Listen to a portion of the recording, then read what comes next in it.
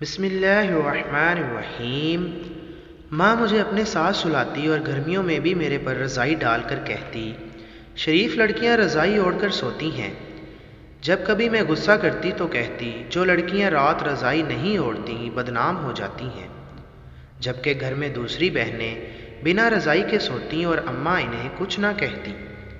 جب میں نے محسوس کیا اماں روز رات رضائی ہٹا کر میری ناف میں کلونجی کا تیل ڈالتی ہیں اور اب میرا پیٹ ابھرنے لگا ہے، لیکن میرے پیروں تلے زمین کھسک گئی جب ایک روز اماں ساتھ دائی کو لے آئی اور میرا نام رومیسا ہے، میں ایک ٹیچر ہوں۔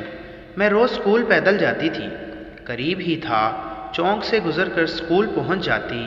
کئی دنوں سے میں ایک راستے سے گزرتی تھی تو گلی میں ایک بڑے بالوں والا عجیب مشکوک لیکن ہیرو جیسا لڑکا جس کی عمر کوئی 25 سال ہوگی، سگریٹ ہاتھ میں لیے کھڑا مجھے گھورتا رہتا تھا۔ میں مسلسل اگنور کرتی اور گزر جاتی، لیکن میں گلی میں جیسے ہی داخل ہوتی تو دور سے میری نظر اس پر پڑتی اور میرے دل میں ایک الجھن پیدا ہو جاتی۔ میں اب دعا کرتی تھی کہ وہ گلی میں موجود نہ ہو، کہ میں خاموشی سے چلی جاؤں۔ مجھے اکثر محسوس ہوتا کہ جیسے میرے آنے کا انتظار میں ہو۔ میں اس کو گلی میں نظر آتی تو وہ مسکرانے لگتا۔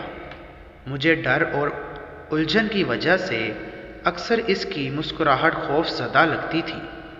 میں جیسے ہی اس کے قریب پہنچنے لگتی، وہ بھی میرے پیچھے پیچھے چلنا لگتا۔ میں تو رفتار کو بڑھا دیا کرتی تھی کہ جلدی سے گزر جاؤں۔ گلی میں چونکہ خاموشی کی وجہ سے مجھے اس سے ڈر بھی لگتا تھا کہ کہیں کوئی نقصان نہ پہنچائے، اس لیے جلدی نکلنے کی کوشش کرتی۔ ایک دن اس نے پیچھے سے آواز دی کہ کبھی بات ہی سن لو۔ بس میں اتنی بات سن پائی اور باقی جملہ مکمل ہونے سے پہلے ہی نکل گئی۔ مجھے اب اس سے ڈر لگنے لگا تھا۔ مجھے یہ بھی ڈر تھا کہ اگر کسی نے دیکھ لیا تو خواہ مخواہ باتیں بنائیں گے۔ ایک دن ادھر سے گزرتے ہوئے میرا پرس ہاتھ سے گر گیا۔ میں ذرا آہستہ ہوئی تو اس نے آواز دی کہ میری بات سن لو استانی جی۔ میں نے غصے سے اسے دیکھا اور ارد گرد بھی دیکھا۔ یہاں کچھ بچے کرکٹ کھیل رہے تھے۔ وہ کہنے لگا، کیا تم مجھ سے تھوڑی دیر کے لیے بات کر سکتی ہو؟ مجھے تم سے بات کرنی ہے۔ میں نے سوچا جو بات ہے اس سے پوچھ لوں تاکہ بات ختم ہو اور آئندہ یہ مجھے یہاں نظر بھی نہ آئے۔ میں نے کہا ٹھیک ہے، میں واپسی پہ بات کرتی ہوں اور آگے بڑھ گئی۔ اسکول سے واپسی پر وہ ادھر مجھے گلی میں نظر آیا۔ مجھے دیکھتے ہی میرے ساتھ چلنے لگا اور کہا کہ ہم زیادہ لمبی بات اس طرح نہیں کر سکتے، اگر تم اجازت دو تو میں تمہیں کال کر لوں۔ وعدہ کرتا ہوں تم کہو گی تو اس کے بعد بات نہیں کریں گے۔ میں نے حامی بھر لی۔ رات کو اس کی کال آئی۔ اس نے کہا اس نے میٹرک اور 12ویں جماعت کے امتحانات نمایاں نمبروں سے پاس کیے تھے اور پھر کالج میں داخلہ مل گیا۔ گھر والے اس بات پر راضی نہ تھے کہ میں گاؤں چھوڑ کر شہر چلا جاؤں۔ ایک تو ان کے ساتھ کھیتوں میں کام کرنے والا کوئی نہ تھا اور دوسری بات یہ ہے کہ وہ میرے تعلیم کا خرچ برداشت نہیں کر سکتے تھے۔ لیکن میرے دادا کی ضد تھی کہ میں بھی پڑھ لکھ کر بڑا افسر بن جاؤں اور ان کے خواب پورے کروں۔ میری ماں اور بہن نے اپنا زیور بیچ دیا اور میرے لیے پیسوں کا بندوبست کر دیا۔ میں 1 سال کالج میں ٹھیک رہا، لیکن پھر بس کچھ دوستوں کا ساتھ ایسا تھا کہ پہلے سگریٹ، پھر لڑکیوں سے دوستی اور پھر ایک سے بڑھ کر ایک آوارہ عادت لگ گئی۔ گھر سے کالج کی فیس کے لیے جو پیسے آتے تو بس عیاشیوں میں خرچ کرتا۔ وقت گزرتا گیا، ہر سال میں فیل ہوتا رہا۔ میں پڑھائی میں آگے تو نہ بڑھ سکا، لیکن بری عادتوں کی وجہ سے آخر کار مجھے کالج سے نکال دیا گیا۔ گھر میں سب کو بھی پتہ چل گیا میں نے ان کے خوابوں کا کیا سوچنا تھا، اپنی زندگی بھی تباہ کر رہا تھا۔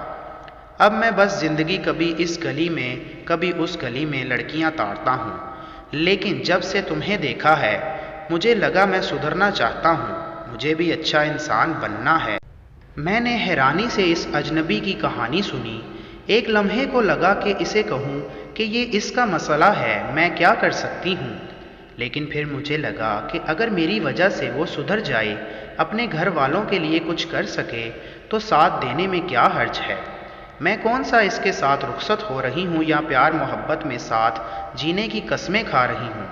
میں نے کہا، اپنوں کی محبت بے لوث ہوتی ہے، اس چیز سے نکلنے میں میں آپ کی مدد کروں گی۔ آپ اچھے انسان نہیں بن سکے تو کیا ہوا، اب تو ایک اچھا انسان بن سکتے ہیں نا۔ تعلیم ادھوری رہ گئی تو کیا ہوا، کوئی ہنر سیکھیں اور آگے بڑھیں، جو گزر گیا اسے بھول جائیں، آنے والا وقت اس کے لیے اچھا سوچیں۔ وہ اجنبی جس کا نام علی تھا کہنے لگا، اچھا سوچا ہے، کیونکہ تم بہت اچھی ہو، سب لڑکیوں سے مختلف ہو، میں تمہیں حاصل کرنے کے لیے خود کو ضرور بدلوں گا، اور کال کاٹ دی۔ میں حیران تھی، میرے لیے سب بہت عجیب تھا۔ ایک دن میری ملاقات ایک ایسی مصیبت کی ماری لڑکی سے ہوئی، وہ بہت رو رہی تھی، مجھے اس پر ترس آیا، وہ بہت خوبصورت اور خوش اخلاق لڑکی تھی، میں اس سے اس کے رونے کی وجہ جاننا چاہتی تھی۔ میں نے اس سے 2-3 بار پیار سے پوچھا، مگر اس نے کچھ نہیں بتایا، سرخ آنکھوں سے مجھے دیکھنے لگی۔ میں اسے وہاں تنہا نہیں چھوڑ سکتی تھی، اسے اپنے ساتھ ہاسٹل لے آئی، اسے کہا کہ وہ میرے ساتھ اس ہاسٹل میں رہ سکتی ہے، یہ ٹیچرز کے لیے بنایا گیا تھا، جو ٹیچرز دور سے آتی تھیں وہ یہاں رہتی تھی، چھٹی کے دنوں میں واپس گھر چلی جاتی۔ میں نے پوچھا، اور کچھ چاہیے تو بتا دو۔ کہنے لگی کہ میں ایسی جگہ پر رہنا چاہتی ہوں جہاں زیادہ شور نہ ہو، ورنہ ان کی باتوں کی وجہ سے مجھے نیند نہیں آئے گی۔ میں نے مسکراتے ہوئے اسے دیکھا اور کہا، فکر نہ کرو، یہاں شور کوئی بھی نہیں چاہتا، مگر یہاں کوئی فی الحال بیڈ خالی نہیں ہے۔ وہ کہنے لگی کہ میں فرش پر بستر لگا لوں گی، مجھے اچھا لگتا ہے فرش پر سونا۔ میں نے کہا، ٹھیک ہے، جب تک کوئی اور انتظام نہیں ہوتا تم یہیں پر سو جاؤ۔ اور اسے پوچھا، کتنا پڑھی ہو؟ اس نے کہا، بس FA پاس ہوں۔ میں نے اسے چائے اور پھر کھانا بھجوا دیا اور وہ کھا کر سو گئی۔ میں صبح 7:30 بجے نکلتی تھی، اسے کہا کہ وہ اپنا خیال رکھے، کوئی مسئلہ ہو تو چوکیدار کو بتا دے، وہ مجھے آ کر بتا دے گا۔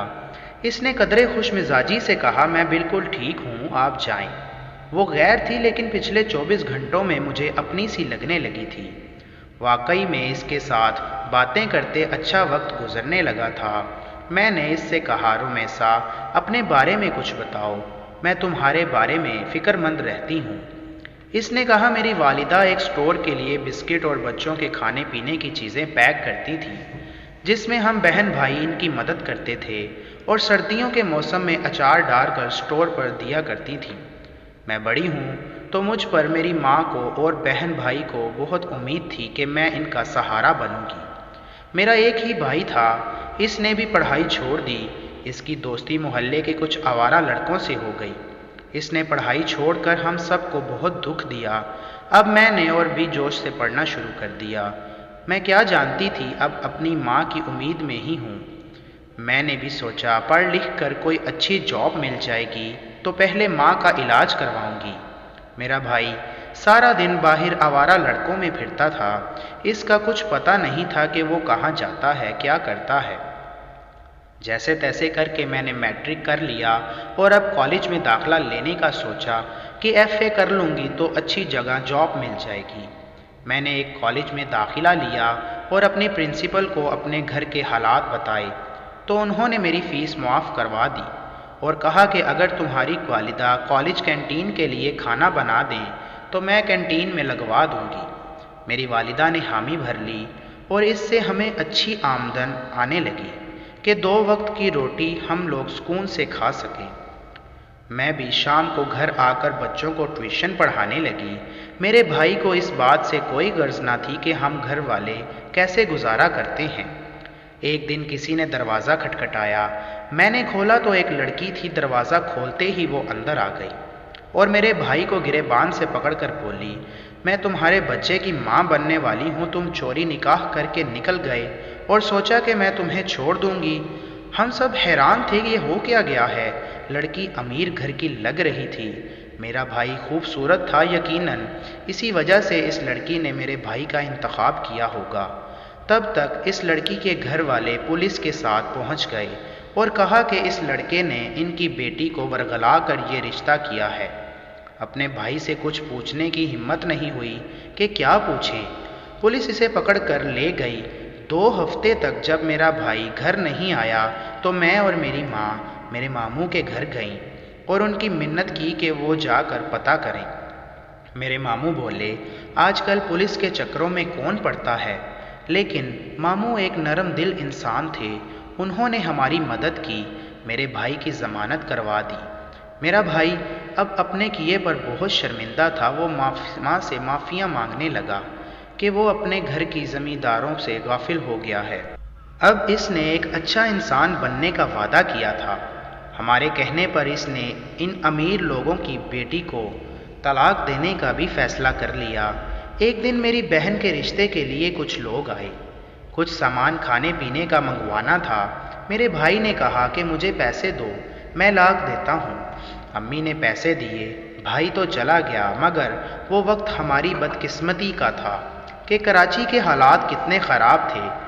ان حالات نے ہماری زندگی اجاڑ دی۔ کچھ ڈاکوؤں نے میرے بھائی کو گھیر لیا، موبائل اور پیسے بھی چھین کر لے گئے اور جاتے ہوئے اس پر گولیاں چلا دیں۔ لوگ بے حسی سے گزر رہے تھے، کچھ ایسے مرتا دیکھ رہے تھے جو زخمی حالت میں پڑا تھا، کوئی اس کو اٹھا کر ہاسپٹل نہیں لے جا رہا تھا۔ تب کسی کو رحم آ گیا، شاید اس نے پولیس کو اور ایمبولینس کو فون کیا۔ ہسپتال جانے پر پتہ چلا کہ زخمی ہونے کے بعد وہ تھوڑی دیر بعد زندہ رہا، مگر خون زیادہ بہہ جانے کی وجہ سے وہ زندگی کی بازی ہار گیا۔ میری ماں یہ صدمہ برداشت نہیں کر سکی اور 1 ہفتے کے بعد ہی وہ بھی اس کے پاس چلی گئی۔ ہم بہنیں تنہا رہ گئیں۔ میرا باپ نشئی تھا، اسے پرواہ نہیں تھی کہ گھر کی ذمہ داریوں کی۔ اس نے تو اور کچھ نہ کیا، ایک عورت سے نکاح کر کے گھر لے آیا جو زبان کی اتنی میٹھی تھی کہ لگتا تھا ہماری سگی ماں ہے۔ میری چھوٹی بہنیں اس کے گن گاتی تھیں۔ کچھ ماہ تک ہمارے رشتہ دار ہم بہنوں سے ملنے اور تعزیت کے لیے آتے رہے، لیکن سب لوگ میرے باپ کو باتیں کرتے تھے کہ اس نے اپنی بیوی کی قبر کی مٹی بھی خشک نہ ہونے دی اور شادی کر لی۔ میں نے سب کچھ اس اجنبی لڑکی کو بتا کر درد سے آنکھیں بند کر لیں اور سوچنے لگی زندگی بھی کتنی عجیب ہے، دکھ دینے کے بعد سبق سکھاتی ہے جو ہمیں بہادر بنا دیتے ہیں۔ اس اجنبی لڑکی نے بتایا وہ بھی مصیبت کی ماری ہے۔ کالج کے دنوں میں ایک لڑکا اسے پسند کرتا تھا۔ اس نے مجھے کہا تھا کہ وہ مجھ سے شادی کرے گا، مگر اپنی پڑھائی مکمل کرنے کے بعد میرے پاس اس کا نمبر نہیں تھا۔ میں کالج گئی اور وہاں سے اس کا نمبر لے کر اسے فون کیا، اس کو ساری بات بتائی تو اس نے یہ کہہ کر شادی کرنے سے انکار کر دیا کہ وہ کسی ایسی لڑکی سے شادی نہیں کرنا چاہتا جس کو اس کی عزت کا بھی خیال نہیں، کیونکہ میں اس کے گھر بھی پہنچ گئی اور سب کو بتا چکی تھی۔ اس نے مجھ سے شادی کا وعدہ کیا تھا، گھر والے بھی مجھے نکال چکے تھے، بھری دنیا میں اپنے خاندان کو کھو بیٹھی کہ میرے اپنوں نے بھی میرا ساتھ نہ دیا۔ انہیں لگتا تھا میں باغی ہو گئی ہوں جسے خاندان کی عزت کی پرواہ نہیں۔ پھر میں اپنی ایک دوست کے گھر گئی، شاید اس کے گھر میں مجھے پناہ مل جائے، مگر اس کے گھر والوں نے بھی انکار کر دیا۔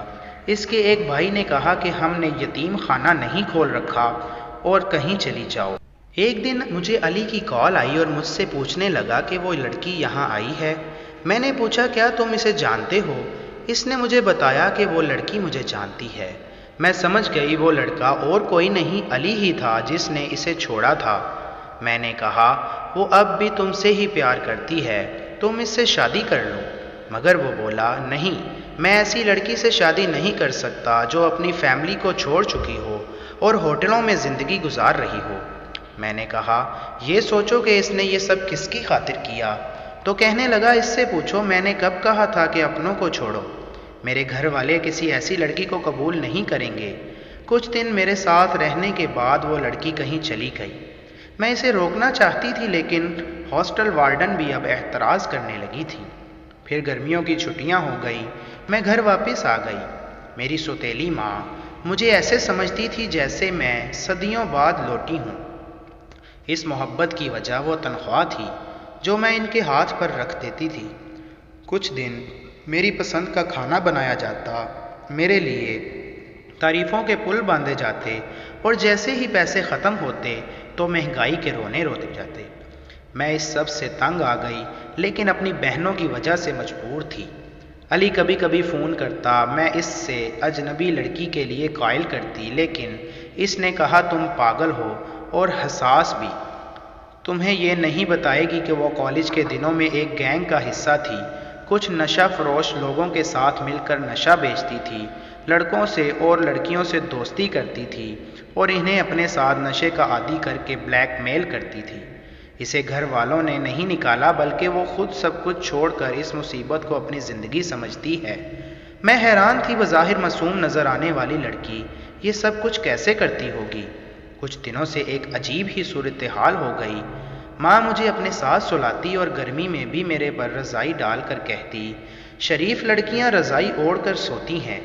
जब कभी मैं गुस्सा करती तो कहती, जो लड़कियाँ रात रज़ाई नहीं ओढ़ती बदनाम हो जाती हैं, जबकि घर में दूसरी बहनें भी बिना रज़ाई के सोती थीं और अम्मा इन्हें कुछ ना कहती थी।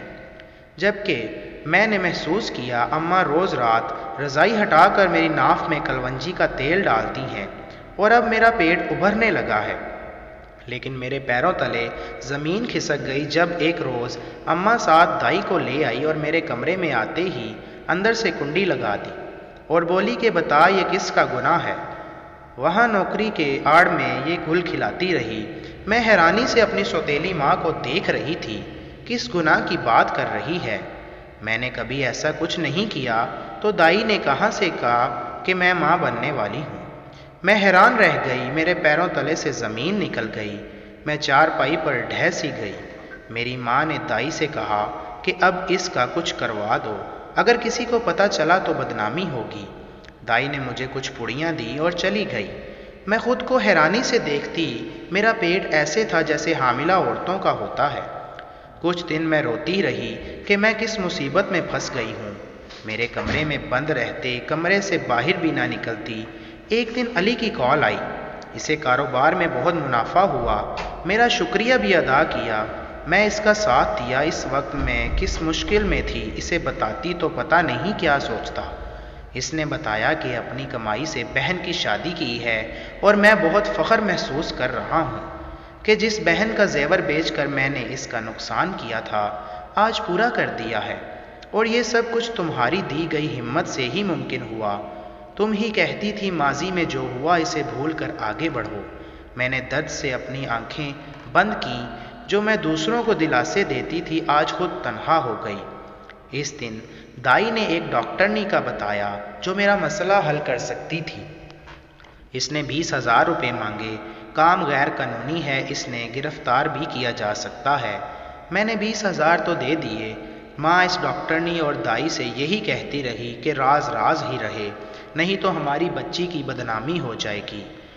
हम लोग वहाँ से निकल रहे थे जब सामने से अली आता दिखाई दिया। मैंने फ़ौरन अपना चेहरा छुपा लिया, लेकिन वो हमें देख चुका था और हमारी तरफ आ रहा था। मेरी माँ हैरानी से अली को देख रही थी जो मुझसे हाल अहवाल पूछ रहा था। लेकिन थोड़ी देर बाद ही इसने जब पूछा, हॉस्पिटल में आप लोग खैरियत से आए हैं, कौन बीमार है? मैं जिस सवाल से डर रही थी अली ने वही पूछा। मैंने अपनी माँ को देखा, लेकिन मेरे पैरों तले से ज़मीन निकल गई जब मेरी माँ ने कहा कि रुमैसा के चेकअप के लिए आए हैं। इसका शौहर बाहर के मुल्क होता है तो मुझे ही इसका ख्याल रखना पड़ता है। मैंने दुख से अपनी सौतेली माँ को देखा। मैं नहीं समझ सकी कि वो औरत मेरे साथ क्या गेम खेल रही थी। अली ने हैरानी और दुख से मुझे देखा और कुछ कहे बगैर चला गया।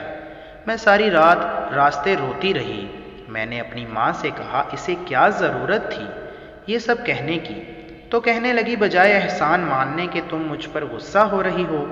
मैंने तो इस गैर आदमी के सामने इज्जत रखी है, घर आकर भी कुछ खा नहीं सकी।